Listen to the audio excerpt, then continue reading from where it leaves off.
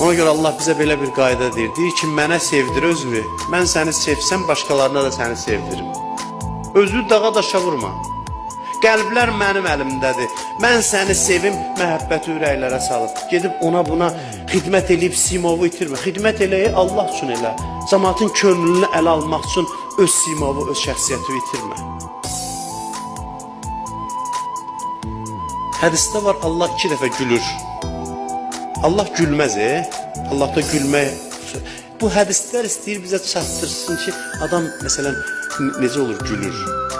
Gülmək sözü bizə yaxındır deyə ondan istifadə edir.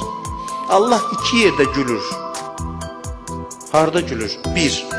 Bir nəfər xalqın qəlbində yer tutub. Cəmaat onu çox istəyir. Cəmaatın ona məhəbbət var. Bir dəstə çalışır, onu cəmaatın gözündən salsın, Allaha gülmək tutur onda. Bir bunlara bax, mən sevdirdiyim adamı bunlar gözdən salmaq istəyir. Cəmaatın qəlbi mənim əlimdədir. Bunun məhəbbətin ürəklərinə salmışam. Bir dəstə gecə gündüz çalışır ki, bunun sevgisini ürəklərdən çıxartsın. Allah onda gülür. Hədis belə buyurur. İkincisi budur ki, cəmaatın bir adamdan azığı gəlir. Cəmaatın bir adamdan azığı gəlir. Bir dəstə çalışır, onu cəmaata sevdirsin. Allah baxır, yenə deyir, bunlara bax.